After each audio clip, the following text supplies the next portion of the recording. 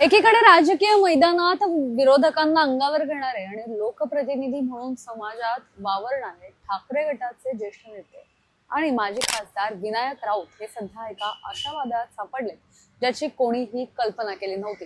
राजकारणातील डावपेच आणि चाणक्य गोष्टी हे म्हणून ओळखल्या जाणाऱ्या बड्या नेत्याच्या घरातूनच आता एक महत्त्वाची माहिती समोर आली, ज्याने संपूर्ण राजकीय वर्तुळात खळबळ उडवून दिली आहे।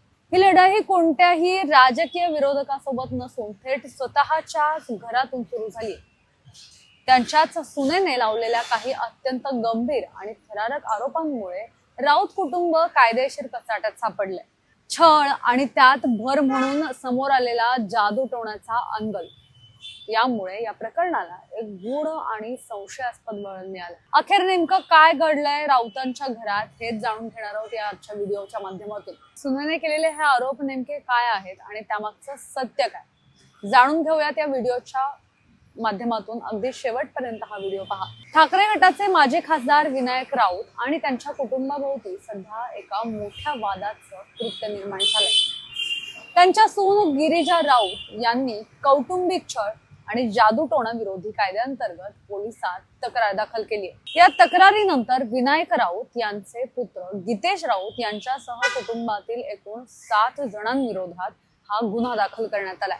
कायदेशीर कारवाईपासून संरक्षण मिळवण्यासाठी राऊत आणि त्यांच्या कुटुंबियांनी न्यायालयात अटकपूर्व जामीन अर्ज दाखल केलाय। या जामीन अर्जावर आता येत्या 23 जुलै रोजीला सुनावणी होणार आहे। तोपर्यंत म्हणजे 23 जुलैपर्यंत विनायक राऊत आणि गितेश राऊत यांची पोलीस चौकशी होणार नसल्याची माहिती आता सध्या तरी समोर येते। आता हे झालं। दुसरीकडे या प्रकरणात अघोरी कृत्य आणि जादूटोणा प्रतिबंधक कायद्याअंतर्गत फिरोज शेख नावाच्या एका भोंदूबाबाला पोलिसांनी आधीच अटक केली। या गंभीर आरोपांनंतर विनायक राऊत यांनी स्वतः पत्रकार परिषद घेऊन आपली बाजू सविस्तरपणे मांडली। विनायक राऊत यांनी सुनेने केलेले हे सर्व आरोप फेटाळून लावले। केवळ राजकीय किंवा वैयक्तिक षडयंत्र असल्याचा दावा त्यांनी केलेला। सुनेने केलेले आरोप म्हणजे केवळ कोणाच्या तरी सांगण्यावरून केलेली वायफळ बडबड आहे असं सुद्धा राऊत यांनी म्हटलंय।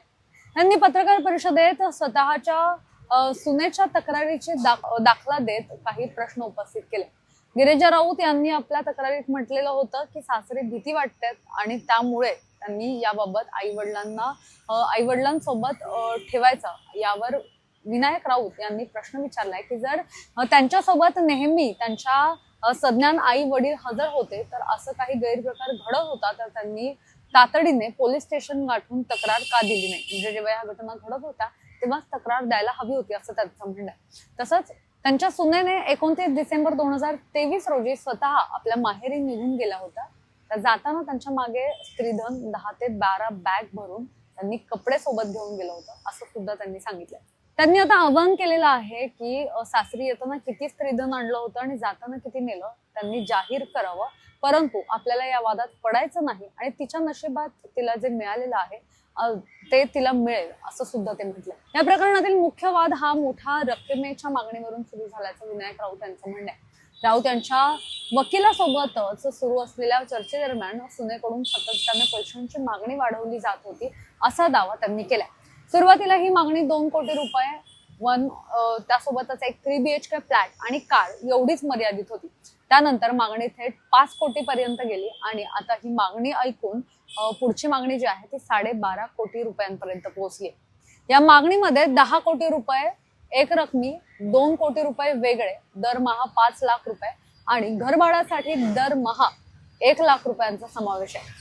याशिवाय 3 BHK फ्लॅट जो आहे तो EMI वर सुद्धा घेऊन दिला असल्याचं त्यांनी सांगितलेलं। या सगळ्यामध्ये आता ज्या मागण्या आहेत तर त्या पूर्ण करून घेण्यासाठीच कुटुंबावर हे खोटे आणि बनावट आरोप जे आहेत तर ते लावले जातात असं त्यांनी पत्रकार परिषदेमध्ये सांगितलं। आपण आध्यात्मिक विचारांचे असून पंढरीचा पांडुरंग आणि शिवसेना प्रमुख बाळासाहेब ठाकरे हेच आपले दैवत आहेत, कोणताही दैवत आहेत। कोकणातील कुलदैवत आणि ग्रामदैवतेचे दर्शन घेणं हा कोणताही गुन्हा ठरत नाही असं सुद्धा त्यांनी सांगितलेलं आहे। आणि हे जादूटोणाचे जे आरोप केलेले होते तर ते फेटाळले।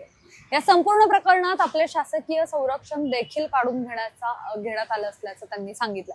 मात्र आपला न्यायालयावर आणि पोलीस प्रशासनावर पूर्ण विश्वास असून आपण कोणत्याही चौकशीला सामोरं जाण्यास तयार आहोत असं त्यांनी यामध्ये स्पष्ट केले.